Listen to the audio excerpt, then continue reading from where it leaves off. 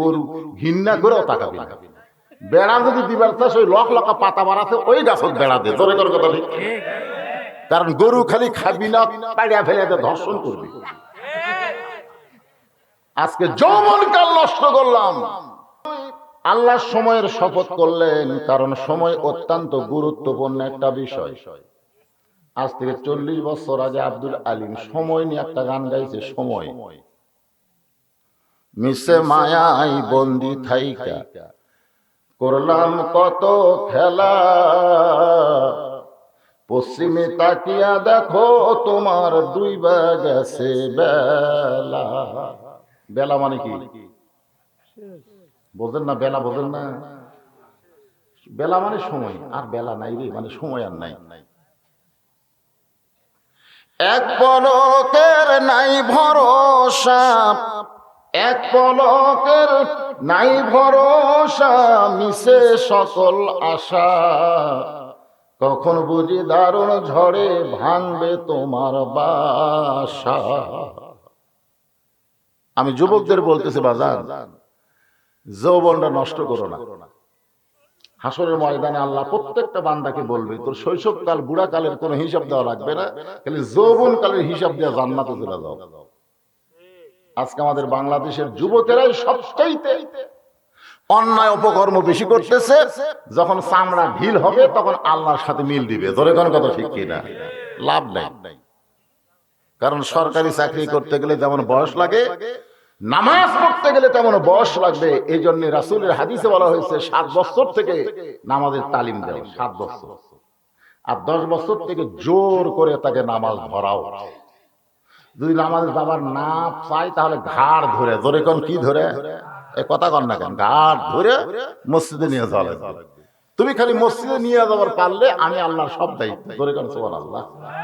আল্লাহ বলেছেন, ইন্নাস সালাতা তানহানিল ফাহশাই ওয়াল মুনকার, একমাত্র নামাজে পড়ে মানুষকে যাবতীয় ফাহিশা খারাপ থেকে হেফাজত করতে, ধরে কোন সুবহানাল্লাহ। প্রত্যেকটা ছেলের হাতে একটা করে মোবাইল। আল্লাহ সময়ের কসম করলেন, সময়। বর্তমান বাংলাদেশে যে সময় চলতেছে কেমন? ভালো।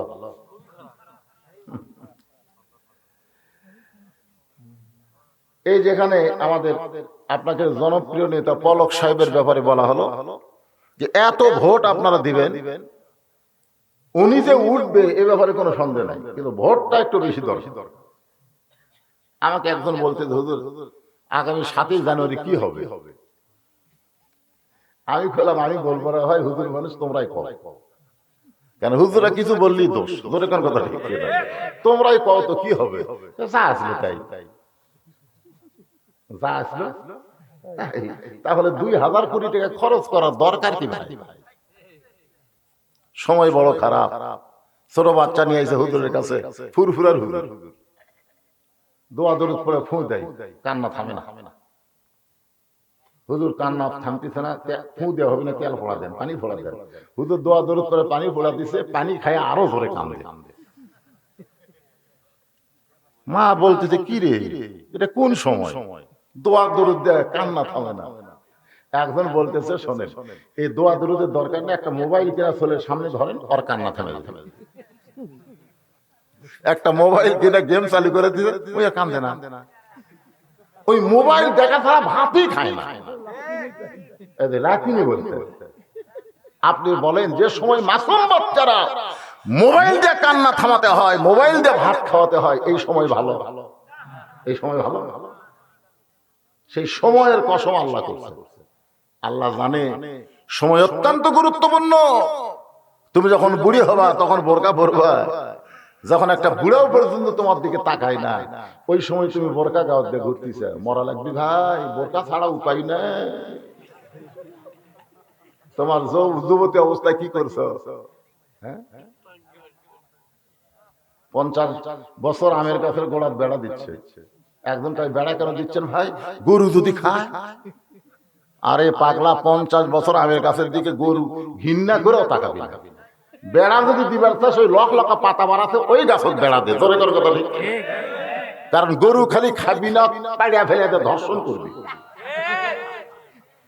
আজকে যৌবনকাল নষ্ট করলাম, সময়ের এত দাম, বুড়াকালে এসে আল্লাহর সাথে মিল দিলাম, এখন আর রুকু সেজদা করতে পারি না। লাতি কইছি একটা সিয়ার লিয়া মসজিদের মধ্যে থুয়ে দে, বসে থাকা নামাজ পড়বো। তাও সিয়ারত পড়বি, তোর এখন কাজ পড়বি। ফেরেশতাকে আল্লাহ এই শালা শয়তান সারা যৌবন নষ্ট করলো শয়তানের কাছে, আর বুড়া বয়সে এসে জামাত নষ্ট করতেছে। যখন কি নষ্ট করতেছে? জামাত।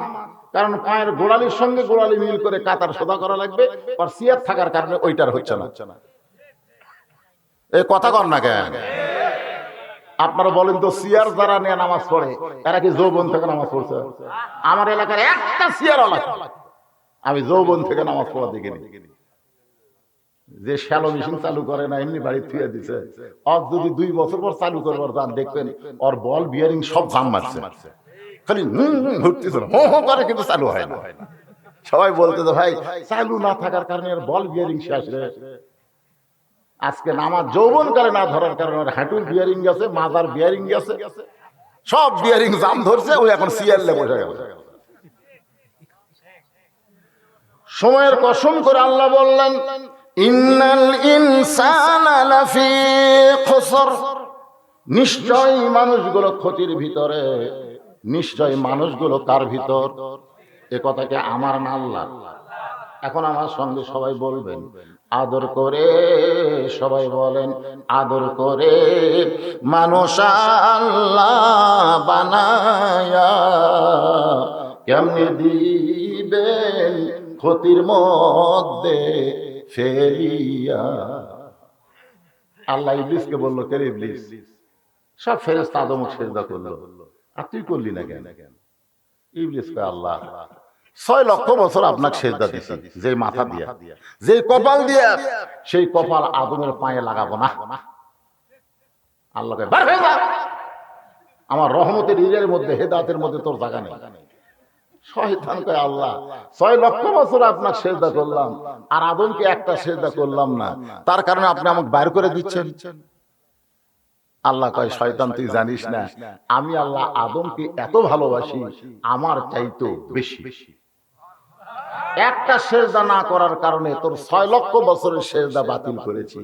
যে মানুষকে আল্লাহ এত ভালোবাসে, ইবলিস আজাদিল সেজদা না দেয়া ইবলিস হয়ে যায়, সেই মানুষ সম্পর্কে আল্লাহ বলতেছেন লাফি খুসর, ক্ষতির ভিতরে।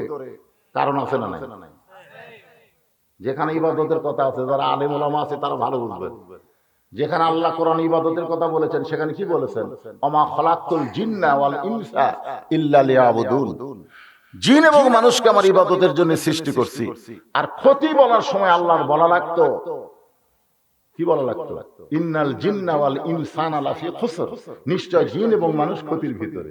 কিন্তু আল্লাহ এখানে জিন বাদ দিয়া শুধু মানুষকে ক্ষতির মধ্যে বলার পিছনে কারণ কি? কারণ কি আপনারা জানেন? না জানলে বলবেন জানি না। জানেন?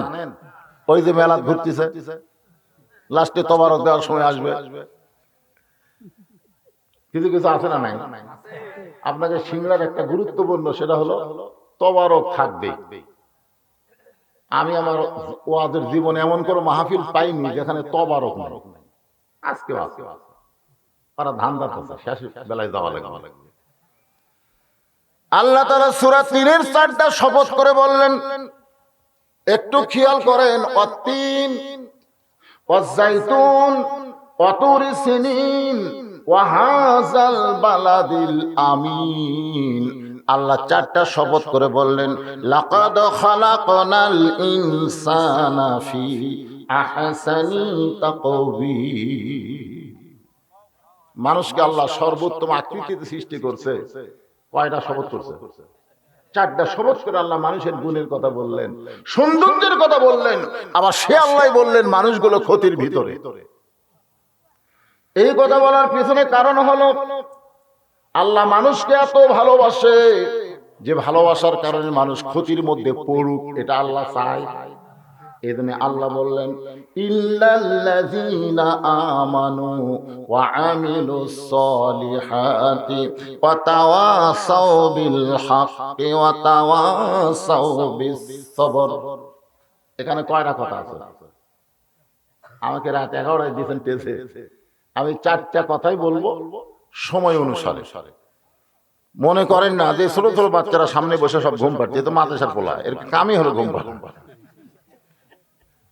কারণ এশার নামাজের পরে সামান্য একটু পড়ানোর পরে এদেরকে ঘুমাতে দেয়। আমি প্রায় মাহফিলে বলে থাকি, মাদ্রাসার তালবে ইলমদেরকে ওয়াজ শোনা জায়েজ নেই, কারণ ওরা নিজেরাই একটা করে ওয়াজ শোনালো বলে, ওদের আর শোনা লাগবে না, ওরা তো ওয়াজ হয়ে জন্ম নিয়েছে।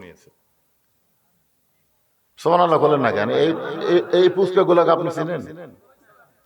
চিনেন আপনারা? আমার একটা মাদ্রাসা আছে, আমি ওদের চিনি। ওরা পেশাব করবার এসে গলা খাঁকড়ে দেয়। আমি একজনে কইলাম, কে এরকম গলা খাঁকড়ে দিস কেন, তোর কি কাশ হইছে? না হুজুর, পেশাব নিংড়া লাগবে না, গলা খাঁকড়াতে পেশাব নিংড়া তারপরে পানি খরচ করে ঠান্ডার মধ্যে ওযু করে। আমি কইলাম ওযু করলি কেন? বলে আপনি জানেন না আমরা আল্লাহর কোরআন পড়ি, যে কোরআন ধরতে গেলে নিজের শরীর আগে পবিত্র করা লাগে।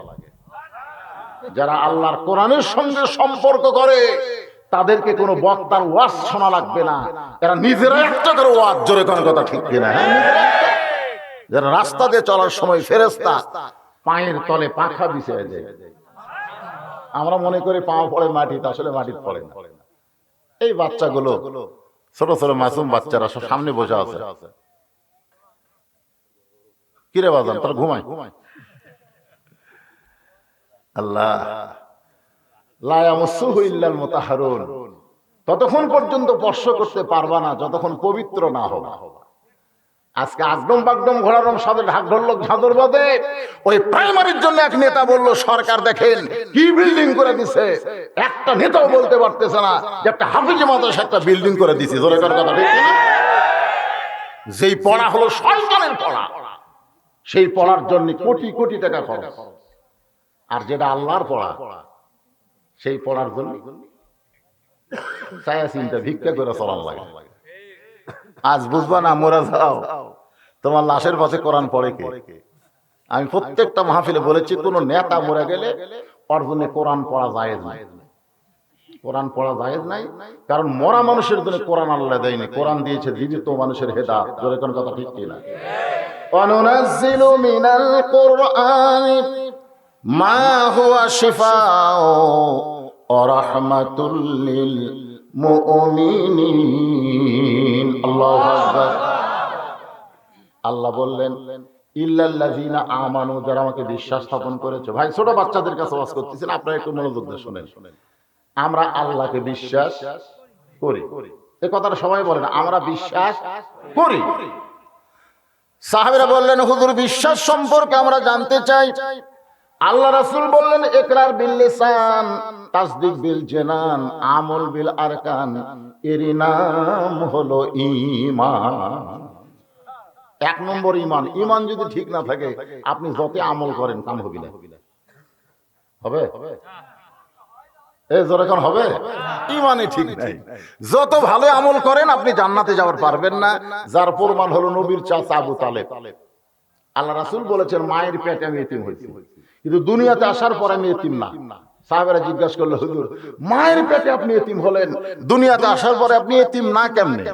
আল্লাহ রাসূল বললেন, ভাগ্যগুণে এমন একটা চাচা পেয়েছিলাম যে চাচা বাবার চাইতে বেশি দরদ আমাকে করেছে। আমার যে বাবা নাই এটা রাসূল আমি কোনোদিনও বুঝবার পারিনি। ধরে এখন সুবহানাল্লাহ। সে চাচার নাম হলো আবু তালেব। এরপরে ওই চাচা জাহান্নামে যাবে। ওই চাচা কোথায় যাবে? কেন যাবে? কোন ঈমান। তা আপনারা কি রাসূল আবু তালেবের চাইতে বেশি মহব্বত করেন? অনেকে বলে না যে রাসূলকে মহব্বত করলো সেই জান্নাতে চলে গেল। এত সোজা না। তাব্বাত ইয়াদা আবি লাহাব ওয়া তাব, সর্বপ্রথম রাসূলকে মহব্বত করছে এই আবু লাহাব। দাসীকে যেই বলছে আব্দুল্লাহর একটা ফুটফুটা সন্তান হচ্ছে, সাথে সাথে দাসী বলল, তুই মুক্তি, যা, আজ থেকে তোকে আমি মুক্ত করে দিলাম।